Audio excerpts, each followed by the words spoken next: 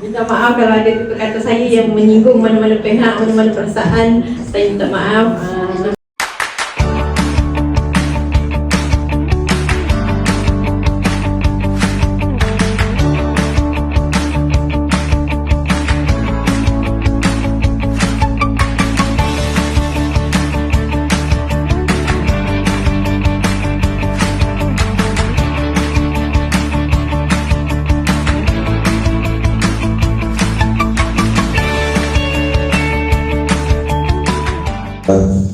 Saya dan pihak sekolah ucapkan terima kasih kepada atas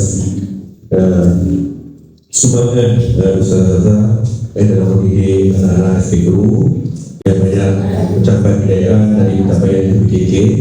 Satu perkara yang mudah untuk kita duduk bersama kampung untuk berkhidmat, untuk membantu anak-anak SD guru berjaya dalam apa pesan PKK.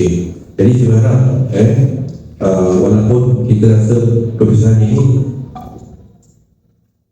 tidak meningkatkan besar, tapi yang banyak boleh makna kepada pihak sekolah. Dan saya berharap semoga pertukaran ustazah-ustazah supaya ke tempat yang telah ditetapkan perintah sekolah akan terus dicurahkan di sekolah baru. Atas bimbingan, teguran dan tunjuk ajar selama ini yang mana saya boleh praktikkan dekat sekolah baru, insyaAllah. Sebab banyak rasanya yang tunjuk ajar yang saya gunakan dekat sekolah baru. Dan terima kasih juga sebab jadi rakan setugas yang baik semuanya sekali. Cakap berapa tahun dah tak tahu lah? Berapa tahun tak tahu? InsyaAllah 20 tahun dah genap tahun saya lah. Dan tahun yang ke-21 tu dah pindah ke sekolah baru. Alhamdulillah.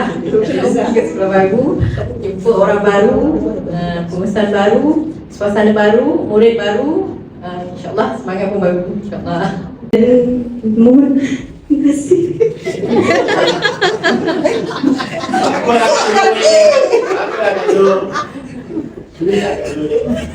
Dan mohon doa kami semua agar dapat menjalankan tugas dengan baik di tempat yang baru.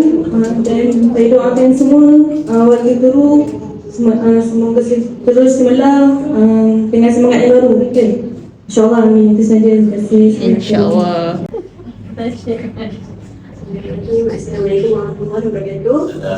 Terima kasih Guru Majlis yang dihormati Guru Besar Cikgu Ismail bin Sabtu dan barisan-barisan guru sekalian.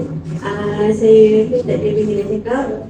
Itu nak cakap terima kasih atas belajar dan saya juga mohon maaf andai ada salah dan silap. Itu saja. Terima kasih.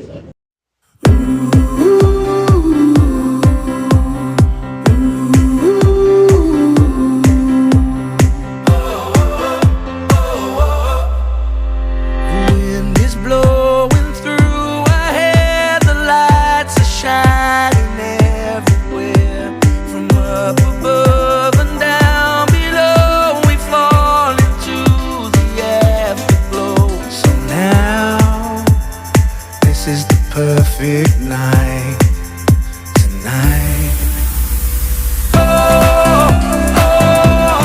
It's now or never. Semua, saya juga mendoakan kejayaan Ustazah di sekolah yang baru. Jangan lupa kami di sini boleh jenguk-jenguk. Kalau rasa ada makanan lebih tu boleh letak kat paket. Dari sore ni ada makanan kita akan ambil. Okey, baik. Itu saja untuk majlis pada hari ini. Sama-sama kita doakan semoga buah kita berkekalan sehingga akhir hayat. Jangan putus di tepi jalan. Walaupun Ustazah dah berpindah, dia masihlah sudi untuk menjadikan buah kita sampai bila-bila, insyaAllah. Baik, tanpa buang waktu saya menjemput Ustaz Fahmi membaca doa makan. Bismillahirrahmanirrahim. Allahumma barik lana fima razaqtana wa qina azabannar. Bismillahirrahmanirrahim. Amin.